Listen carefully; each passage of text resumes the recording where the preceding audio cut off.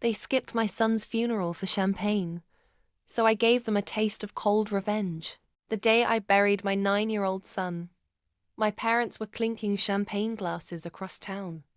No condolences. No flowers. They didn't ask how I was holding up. They didn't say his name. Instead, my mother's voice floated through the phone, cold and sharp. "Stop being dramatic, Emily. Now, about that $850,000 trust fund. Your sister's wedding isn't going to pay for itself." I didn't cry. Not then. I was too numb, too broken, that something inside me shattered. That trust fund wasn't theirs to touch. It was my son's, left to him by his late father, who died 2 years ago. My parents hated him, thought he was beneath our family. When my son was born, they pretended he didn't exist. When he got sick, they disappeared. But now, with him gone, they wanted his money. For a wedding. My sister? She's the golden child. Always was. Spoiled, shallow, cruel. And yes, her dream wedding came with a dream price tag. They expected me to liquidate my son's legacy to fund fairy lights. They thought I'd be too heartbroken to fight. They thought wrong. First, I played along. I told them I needed time to process everything, that I'd look into transferring the funds.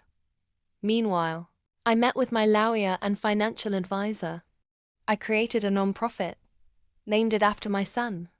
Its mission: to fund medical care and funeral costs for children whose families couldn't afford it. I put every cent of that $850,000 into it and made it public. I launched the foundation with a video tribute to my son. Photos, stories, music, his laughter. The video went viral. Thousands of people donated. Celebrities reposted it. Suddenly, the little boy my parents ignored became a national symbol of love and loss. 3 weeks later, I received an email from a wedding planner. My sister's wedding had been cancelled. Why?